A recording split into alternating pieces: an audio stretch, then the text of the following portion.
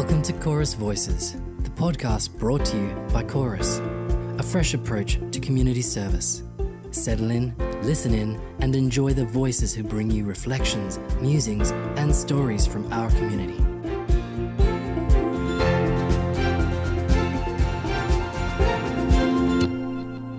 So welcome to the first episode of our podcast, Chorus Voices. I'm Louise Forster. And I'm Dan Minchin.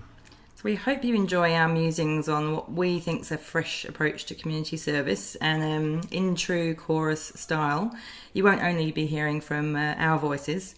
So we look forward to sharing ideas from both within Chorus and also our wider community. So in this first podcast, we thought we'd have a chat about culture. Dan, what do you think culture means to you? Well, I think culture kind of means everything really when it comes to work and in fact life and family and community more generally. The longer I've gone in my career, the more I've come to sort of realise that you can have all of the elegant ideas and all of the hardware and all of the software, but if the people who are working together to achieve whatever it is they're there to achieve, if that's not happening in an aligned and a coherent and a vibrant and an authentic way, you're always just pushing up against it. I would, there's the well-known definition of culture of the way things are done around here, and that's a pretty good description. It's the way people behave, it's the way they treat each other. And when I talk about people, I'm talking about people who work for Chorus, people who volunteer, customers who choose Chorus as their sort of support service, and it all comes down to the way we relate to each other and the atmosphere we create. You said about an aligned and coherent culture. That's got to be both yours and my biggest job, hasn't it? How do you think we're going to work with that, or have been working with that, and how can other people aim for that? Yeah, I think you're right. It is our job. I mean, I think it's everybody's job, and in a way, it's a simple job, in as much as it's a simple thing to say. It's a very difficult job. It's an ongoing kind of job, and really, I think where it starts from is yourself. It starts with being honest with yourself and honest and authentic, I guess. And if you start from a place of authenticity, I think you are on the path, and people just respond to that. You develop a coherent culture as much by what you do, what you don't do, what you tolerate, what you don't tolerate, as anything more directive or deliberate than that. And I really do think it comes back to, being your whole self, being open with yourself and with your colleagues, and it builds from there. And then, like I said, it kind of ripples out like a pebble landing in a pond. That's probably my take on it as we sit here. What does culture mean to you at Chorus and more generally? You've been on a sort of culture journey and a culture leadership journey for many years now in many different settings. Definitely. Starting studying anthropology in the 90s, I think culture is something that's really something that interests me greatly, and it is a journey. Every day I think I learn a little bit more about what works, what doesn't, and just a bit more depth, I guess, about culture. You saying about starting with the individual, it's probably taken me a long time to learn that, but it definitely starts with the individual and other individuals, and then you get that ripple effect. And for us, having individuals that can align to artifacts, so things that they see or things that they hear, values, messages, I think that's really important. It gives us all a sense of direction. And that individual leading to the group, leading to, in our case, the organisation, and having an organisation like Chorus with a dispersed group. We've got 20 odd sites, and you can't just tell people that this is the way that we're going to do things. It's got to be a whole host of things, like you said, what we do and what we don't do, and the messages that we put out. So I found really interesting the last year when we've tried to build this new culture, which is fascinating, what things we can put up to signpost for people and how we can behave, and I think how we can help guide everyone. And some of those things have been the values that we've worked on, and this manifesto, which has been the first for me. I think that the signposts and artifacts, even our mosaic that we had designed and made and showcased, that was built by all of our staff and volunteers, and some of the tiles were made by customers. That to me, was so powerful, and the story of it remains powerful. Yeah, the mosaic that was produced, I think it's a great story about culture, because it really just came from within. It wasn't directed, it wasn't planned, it wasn't, there wasn't a lot of deliberation. I think there was a thought bubble somewhere. Wouldn't it be nice to have some sort of artifact? And we know that within Chorus, in many parts of Chorus, we have some very creative people and some explicit arts kind of projects. But that was probably the extent of the thinking. And it just got picked up and gathered its momentum almost under its own steam. And I think that both is a signal and a symbol of the level of momentum and enthusiasm and commitment that just exists within Chorus, even back then in the very early days when we weren't even called Chorus at that point. But it also, so it's a sort of sign of health, but it's also an example of the sort of, you asked earlier about what do you do to build a culture. If you can trigger things like that without putting too much direction around it, and ask people to come to the party, as somebody said to us, come down out of the stand and get on the court or get on the field and perform. And everybody did. There was a huge number of people involved in that, some taking really active roles. And it's every time I walk into the building at Carlisle, which is where the mosaic sits at the moment, it's like a shot in the arm. Absolutely. I was thinking about the three people that really championed the building of the mosaic as well. There was many people having many parts in it, but the three individuals that kind of drove getting it to different places, physically and psychologically driving it. It was pretty heavy. Yeah, it was really heavy, and it didn't quite fit in a number of our cars, so logistically it was interesting.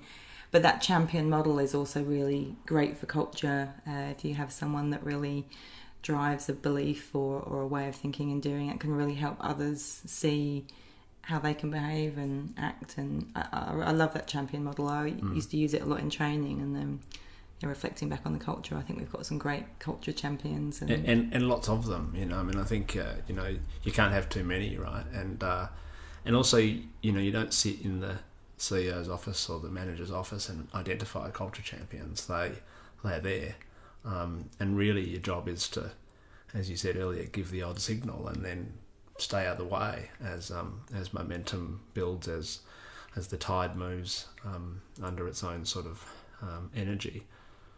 You talked earlier about a couple of other things we did early. One was about coming up with this formal set of values, which everybody does. The RIPA values. What were they, and where did they come from? We had three organisations, merging to form Chorus. So there was a history of values in each of those organisations, and the process to get to those values was probably very different. And we could have chosen to go down a very collaborative approach to develop the new values for Chorus, but we're still kind of working out who Chorus is. So I use the analogy that we're wearing the shoes in, and we've got this bright, shiny organisation, but we're trying to wear it in. So, and we were trying to move fast, as there's a sort of a trade-off between how long you deliberate and how quickly you can move, right? It's one of our biggest trade-offs, I think, isn't it? We're trying to do things fast, but collaboratively. So we ended up with 4 values that were from the existing values of the 3 organisations, including respect, which came up twice in 2 of the organisations. So our coined the term RIPA. Our apostrophe PER, which has got a bit of a sense of humour for Chorus as well, an underlying sense of humour. But we've got we're responsive, we're practical, we're all about empowering people, and always respectful. And we sort of captured them, I guess. And my memory is that they popped up in a paper or something, and we just started sharing them. And again, they sort of took on a bit of a life. And it's probably not. It would be lying to say that everyone in the organisation's got them memorised and tattooed on their forearm, but they kind of resonate. And the number of times in a week I find myself talking about what's the practical thing to do here, or is this the most empowering approach, whether it's internal or whether it's to do with the way we're working with customers or the community. It just pops up. They're useful, and that's probably when values go beyond being a poster on the wall that people are cynical about, to a meaningful signal for culture that people can kind of rally around, right? Absolutely. There's two examples that spring to mind for me in the last week. One conversation I had with a manager who was contemplating a performance issue for someone in her team, and I just said, just go back to the values, rather than the specifics, just think about the values and what it means to be part of Chorus and have that conversation. So that was great, and the manager was like, oh yeah, that's so helpful. Mm-hmm. It's a much easier conversation to have because we've agreed to these ways of working. That's right, they're already shared. Yeah. And it simplifies, doesn't it? Yeah. When it's really working, a set of values simplify things. And that, for me, it takes away from me telling you something, because values is something we both buy into and share. So it's more of a collaborative conversation than a parental, parenting conversation or being told off. So I think that it seemed to be really helpful to that lady. And the other one that just makes me smile is there's a poster in one of our kitchens called Ripper in the Kitchen. Yes. And it's just great. I love it. It's, and it's beautifully written. Sometimes those kitchen posters can be a bit passive aggressive, but this is really lovely. And apparently it's taken on a bit of a life of its own and is popping up in other Chorus kitchens. Yeah, it's good. And, and it works. I walk through a kitchen in one of our offices, and there's the Ripper in the Kitchen poster, and it sort of prompted me to stop and help someone with the dishwasher, which, in the normal busyness of life, it would have been very easy for me just to sort of sail on past. Mm. One of the other signals around culture we worked on was this thing called Manifesto, which does sound a little bit highfalutin, but what is it? Well, it was introduced to us from the design agency who helped us develop the name and brand for Chorus, and it's a lighthouse model, they called it, for how you describe what a brand is and what it means to people. A bit like the culture definition of how we do things around here. They talked about the brand, how people talk about you when you're not in the room, which I thought was great. Yeah. And their idea, or the idea they use with customers like us around a manifesto, is really a guiding statement for why you exist, what your purpose is. I know organisations, for-profit corporate organisations, struggle sometimes with a purpose other than making money. Obviously, for an organisation like ours, a purpose is clearer, supporting people in the community. But the manifesto just seems to go one step further and really make this very strong statement. And we've done a lot of work in translating that into what it means on the ground for different parts of the business, which has been a fascinating exercise. So I haven't come across using a manifesto before, but I've found it really, really interesting and valuable. And we had a few cracks at writing down what we're on about, and I think it's one of those things where it's easy to see when it's wrong. So we had a few guys, no, that's not it. No, that's not it. And this story sort of popped out, and it. Like you say, it takes a purpose, which is enabling people to live the life they choose, and it puts some colour in that and talks about how we do that and what we believe, what stands behind that.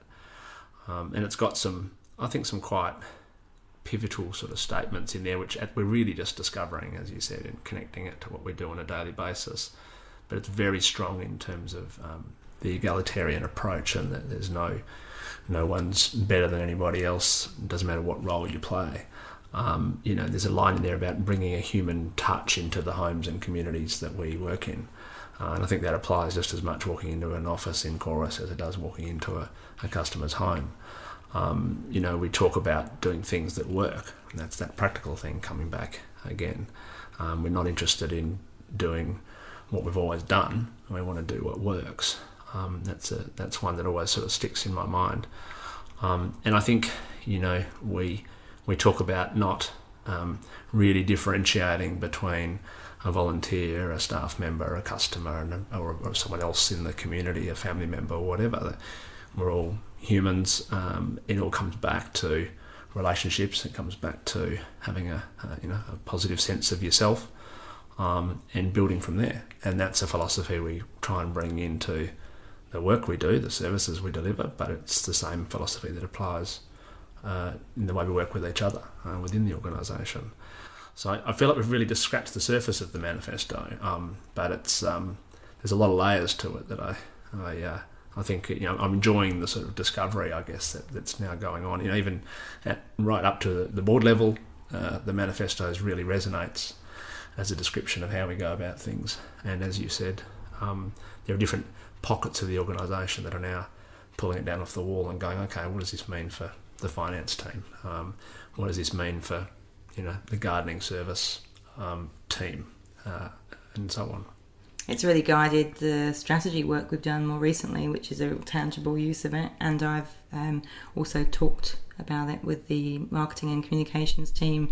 It's guided our what we call the songbook, which is how we speak about Chorus, how we write about Chorus. So it's really seeping into more practical uses, which is great. Something that was written 9 months ago. And it's so far stood the test of time. Yeah, so far. And it's been interesting for me, with my background is in strategy, and the single most powerful element of a strategy right now is the manifesto, which is primarily an artifact of culture. I've got a lot of my career has been spent trying to analyse a market or a customer requirement or what a competitor's doing or the financial impact of something, all of which is important, but it all sits under this sort of capstone, which is called the manifesto. So that's been an interesting sort of personal evolution for me over the last 12 months.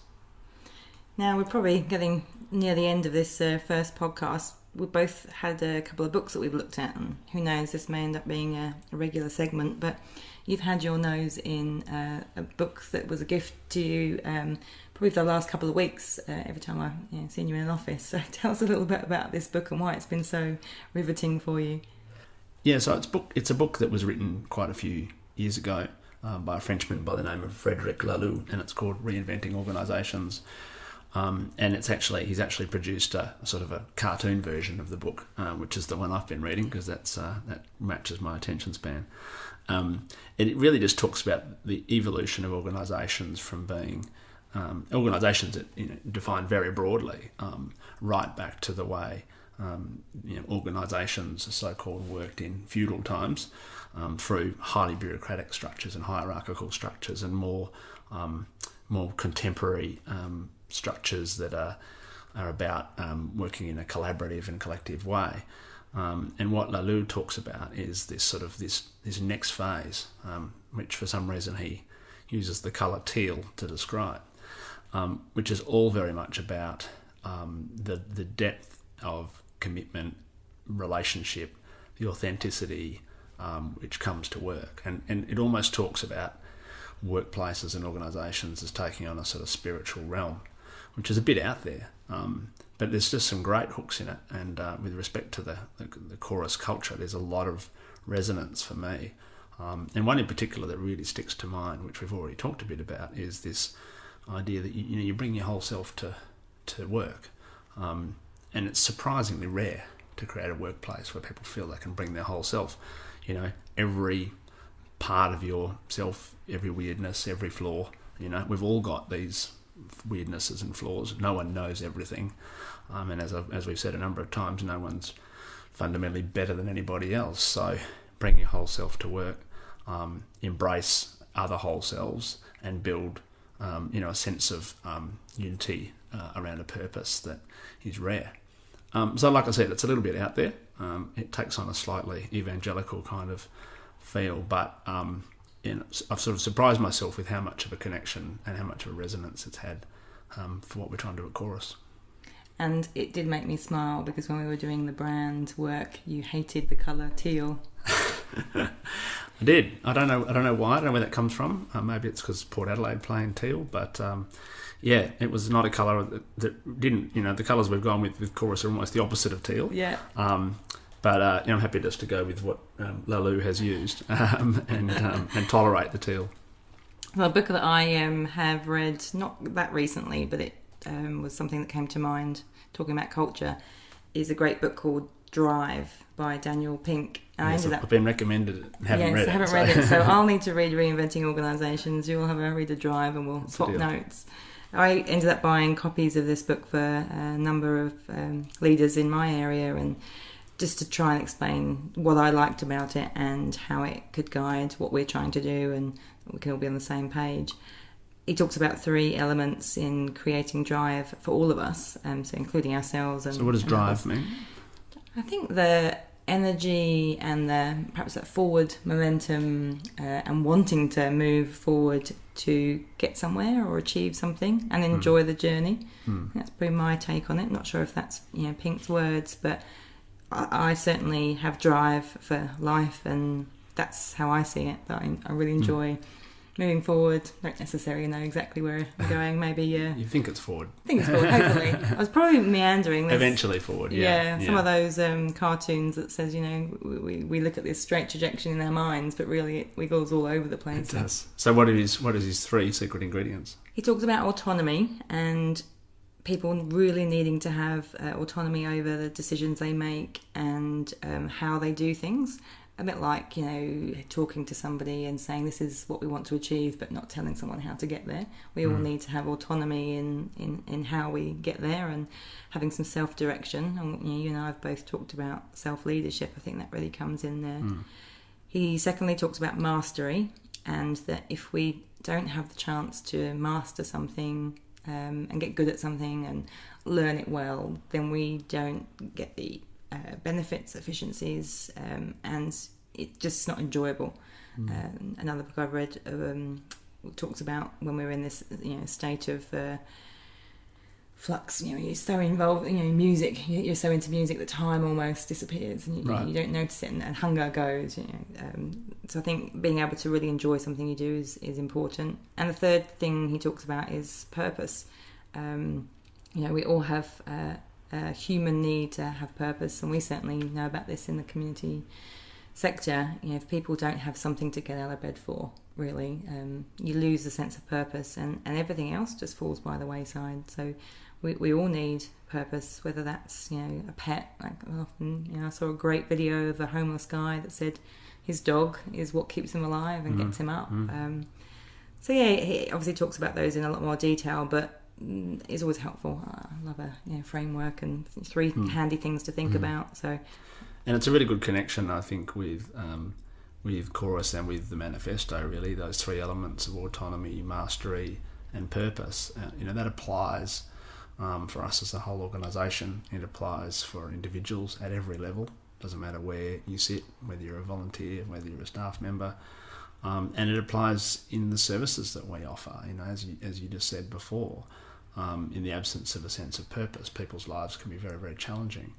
I think it's fair to say that many of the people who choose to come to Chorus and to get their support or work with Chorus to live the life they choose, they are looking for ways of taking on more autonomy in their lives, and our services and our approach needs to recognise that. It's not about doing for, it's about doing with, and the opportunity to achieve mastery of something. We have services and programs in the organisation around the arts, for example, and or iPad use, and there's a huge amount of satisfaction that comes from mastering things that might seem relatively trivial to others, but in any individual's life you have things that are important to you, and having some sense of control over them is huge. So that's a really nice connection back to chorus way, and the gentleman's name is pink, which is a good chorus colour. Yes, absolutely. And I'm hoping that, you know, between the two of us on this podcast journey, we'll also achieve some mastery as we go. Yeah, and we're bringing our whole selves and laying ourselves out vulnerably for people to tolerate our, making our way through it as we become, as we get over the L plate stage of being podcasters. Absolutely. So we'd love people's feedback. Feel free to get in touch and let us know how you found our podcast and leave us a review, and we look forward to seeing you next time. Thank you. Yes, well, thank you. Thanks for listening to Chorus Voices, the podcast brought to you by Chorus. If you like our show and wanted to know more, check out our website at chorus.org.au. And please leave a review. We'd love to hear your feedback, and it helps others find us and enjoy the podcast as well. Join us next time for more inspiring stories and news from our community. Chorus, a fresh approach to community service.